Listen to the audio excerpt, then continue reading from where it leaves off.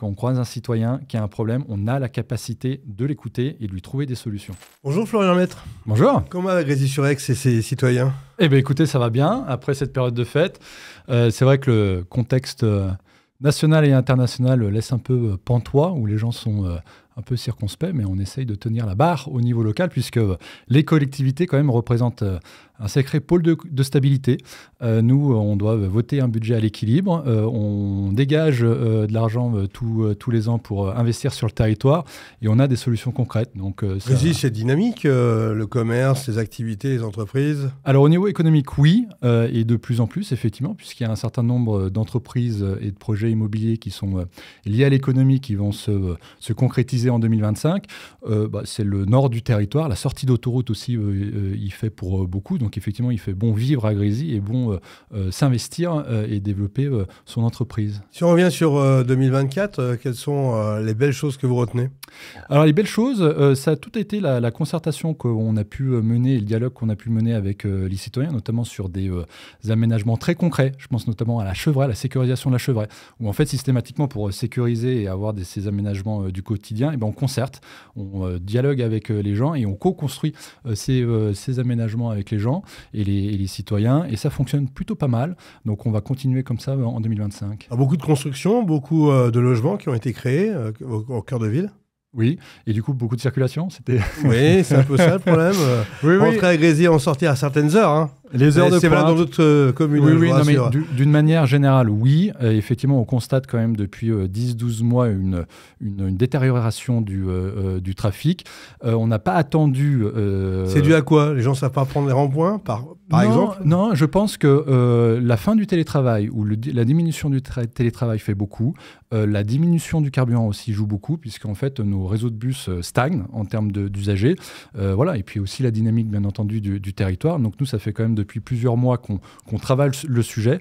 Et l'année 2025, on sera en capacité de concerter avec le grand public sur un certain nombre d'aménagements à faire pour améliorer la circulation en entrée et sortie d'autoroute. Mais par contre, il faut quand même se dire les choses.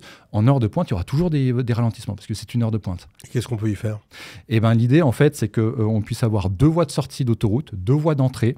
Du coup, il faudra agrandir le giratoire de sortie d'autoroute. Et puis, c'est aussi de créer une sorte de chinte quand on vient d'Aix-les-Bains qui passe devant Biocoop, tout en privilégiant et développer les mobilités douces, notamment les discontinuités cyclables et piétonnes qui existent sur ce secteur. Alors, le pôle s'agrandit, Célier va s'agrandir avec un nouveau bâtiment. Oui. Ça va amener encore beaucoup plus de personnes, donc de business aussi, Oui. ce qui est plutôt bien. À l'entrée aussi de cette autoroute, on annonce un projet immobilier. Ça explose, Grésy? Non, je ne dirais pas que ça explose, parce qu'en fait, on essaye de maîtriser tout ça. Le choix qu'on fait depuis 4 années, justement, c'est de freiner l'urbanisation sur les coteaux, c'est de pouvoir proposer des logements et du travail pour les Grésilliens et les Grésilliennes en priorité, c'est de pouvoir proposer des logements à moindre coût aussi aux jeunes de la commune, et du coup, c'est de densifier et de construire effectivement là où il y a les réseaux, là où il y a les réseaux de bus, d'eau potable, etc. Donc voilà, c'est cette logique, on va dire, d'urbanisation maîtrisée qu'on essaye de mener à bien. Dans cette urbanisation, il y a les parcs, il y en a 2 que vous voulez voir monter en puissance et créer? Oui, effectivement, c'est 2 grosses priorités du mandat. On a aménagé 2 parcs urbains, donc de 11 000 m² et de 6 000 m². Et ils seront livrés dès cette année, en mars et en juin, où on retrouve beaucoup de jeux pour enfants, puisque la commune de Grésy est une commune jeune, avec un pump track aussi qui sera réalisé. Et on plante quasiment plus de 300 arbres quand même entre ces secteurs d'aménagement. Donc en fait, on essaye de préparer l'avenir, notamment sur le développement des îlots de fraîcheur. L'art de vivre à la grésilienne, si vous me permettez l'expression, ça correspond à quoi pour vous? C'est une commune mi-urbaine, mi-rurale, où le gros effort qu'on a fait sous ce mandat, c'est notamment le développement de la culture. Et cette année, on va inaugurer le tiers-lieu qu'on appelle l'Esquisse. C'est votre gros projet du mandat, ça? C'est le gros projet du mandat, effectivement. On a l'impression que vous voulez fédérer à travers ce tiers-lieu. En fait, l'idée, Grésy, aujourd'hui, on n'a pas véritablement de centre-bourg. Et on ne va pas révolutionner l'urbanisme de la commune. Il y a 2 niveaux, il y a 3, même 3 hauteurs, je dirais. Exactement. Donc, on ne va pas révolutionner l'urbanisme, mais c'est essayer de construire une nouvelle centralité via cet équipement culturel. On va retrouver des studios d'enregistrement, la médiathèque, un lieu de vie, etc. Les salles pour les associations, c'est un peu le poumon, le cœur battant de la commune et qui va vivre à travers un environnement urbain assez intéressant puisqu'on va construire et aménager un parvis Simone Veil, plus un autre parc urbain que je parlais tout à l'heure. Donc voilà, c'est essayer de fédérer et de créer cette nouvelle centralité à la grésilienne où on retrouve toujours cet esprit de vie à la grésilienne, voilà, mi-urbain, mi-rural, en proximité. Éco-responsable, les énergies, etc. C'est aussi un thème que vous abordez. Ah oui, et c'est un thème où on monte vraiment en puissance depuis la crise de l'Ukraine. Par exemple, le bâtiment L'Esquisse, on le fait en géothermie. On va mettre des panneaux photovoltaïques où le bâtiment va consommer quasiment 95% de ses besoins. Et on monte encore aussi en puissance puisqu'on va installer quasiment 1200 mètres carrés de panneaux photovoltaïques un peu partout sur la commune. On va consommer, du coup, on va autoconsommer 40% de nos besoins énergétiques, ce qui est quand même assez colossal. Et puis là, on est en train de finaliser la réflexion d'un réseau de chaleur bois pour nos bâtiments administratifs où l'objectif c'est de diminuer le maximum l'utilisation de du gaz. Grésy-sur-Aix sur Grand Lac.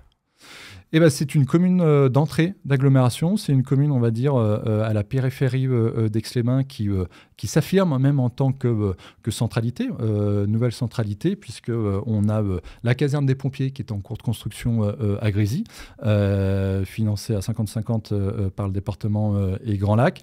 On a le projet aussi qui va être un projet d'envergure ces prochaines années, à horizon 10 ans, du regroupement des 230-250 lits d'EHPAD sur le territoire. Et puis le transfert de l'hôpital d'Aix-les-Bains à Grésy. Voilà, donc effectivement, on est une commune périphérique où on essaye de rester à notre place et d'être à notre place au sein de l'agglomération, et ça se passe très bien, et de manière complémentaire à la ville d'Aix-les-Bains. On sent que vous aimez bien bouger les codes, c'est votre premier mandat, vous êtes un jeune maire, si vous me permettez l'expression. Oui. Qu'est-ce qui vous motive dans ces missions ? Moi, c'est la proximité et la relation humaine. C'est-à-dire qu'en fait, quand on croise quelqu'un, quand on croise un citoyen qui a un problème, on a la capacité de l'écouter et de lui trouver des solutions. Et les aménagements du quotidien, le bâtiment de l'Esquisse, effectivement, c'est 4 100 000 avec 80% de subventions. C'est intellectuellement stimulant, mais je pense que les plus belles réalisations qu'on peut réaliser sous un mandat, c'est par exemple à Chevrey ou un trottoir, parce qu'en fait, derrière, il y a une déclinaison du quotidien et que ça fait plaisir aux gens. Pour finir, les vœux de Florian Maître ?